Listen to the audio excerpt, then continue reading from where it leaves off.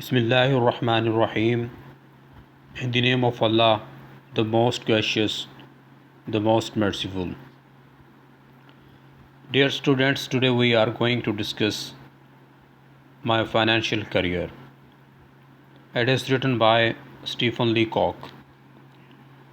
Stephen Leacock was a Canadian economist best remembered for his humorous writing. Today we will discuss the summary of the lesson, my financial career. This is a very humorous story. The writer tells us about his financial career. He tells us about his visit to a bank. He goes on to say that when I get into a bank, I get rattled. The clerks rattle me. The wickets rattle me. The sight of money rattles me. Everything rattles me.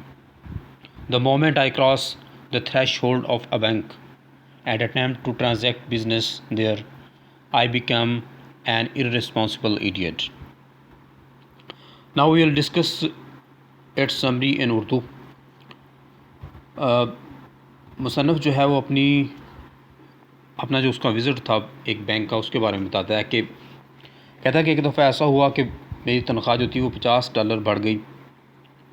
تو میں نے سوچا کہ اپنی رقم کو محفوظ رکھا جائے، تو اس کا ایک طریقہ تھا کہ اس کو بینک میں جمع کرا دی جائے.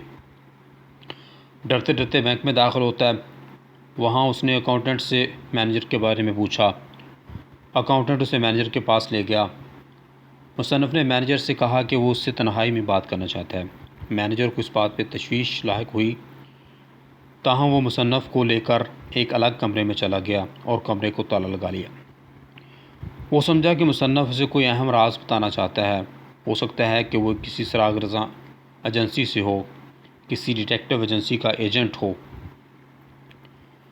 لیکن جب مصنف نے رائٹر نے اس کو بتایا کہ وہ کوئی ڈیٹیکٹیو نہیں ہے، وہ تو صرف ایک اکاؤنٹ کھلوانا چاہتا ہے، مینیجر سمجھا کہ وہ کوئی بہت بڑا سرمایہ کار ہوگا، بہت بڑی رقم بینک میں ڈالنا چاہتا ہوگا. مگر اس کی امیدوں پر اس وقت پانی پھر گیا جب اس نے کہا کہ وہ صرف $56 جمع کرانا چاہتا ہے. مینیجر نے بلند آواز سے اکاؤنٹنٹ کو بلایا اور اسے کہا کہ وہ مصنف کا اکاؤنٹ کھول دے. پھر اس نے رائٹر کو خدا حافظ کہا. اس کمرے کی پہلو میں ایک آئرن ڈور تھا. مصنف یہ سمجھا کہ یہ باہر جانے کا راستہ ہے. وہ اس میں داخل ہو گیا. یہ ایک سیف تھی. مصنف کو کہا گیا کہ وہ باہر نکلے. اس کے بعد اکاؤنٹنٹ اسے باہر لے آیا اور اس کے $56 جمع کر کے اسے چیک بک دے دی. اچانک مصنف کو یاد آیا کہ اسے عمومی ضروریات پوری کرنے کے لیے $6 کی ضرورت ہے. اس نے چیک پر دستخط کیے اور اسے اکاؤنٹنٹ کو تھما دیا. مگر غلطی سے اس نے چیک پر $6 کی بجائے $56 لکھ دیے. اکاؤنٹنٹ نے اسے حیرت سے دیکھا اور کہا کہ آپ ساری رقم نکلوانا چاہتے ہیں.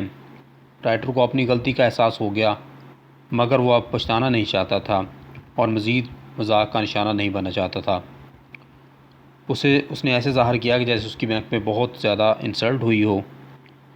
اس نے کہا کہ اب میں یہاں رقم رکھنا ہی نہیں چاہتا.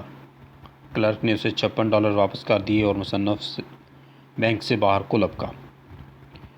اسے اپنے پیچھے بلند کہہ کے سنائی دیے. اس وقت سے لے کر آج تک مصنف نے پھر کبھی بینک کا رخ نہیں کیا. اب وہ اپنی تمام جو اس کی سیونگز ہوتی ہیں، جو اس کی جمع پونجی ہوتی ہے، وہ اپنی ساکس میں رکھتا ہے. Dear students, question answers of this chapter will be discussed in next video. Allah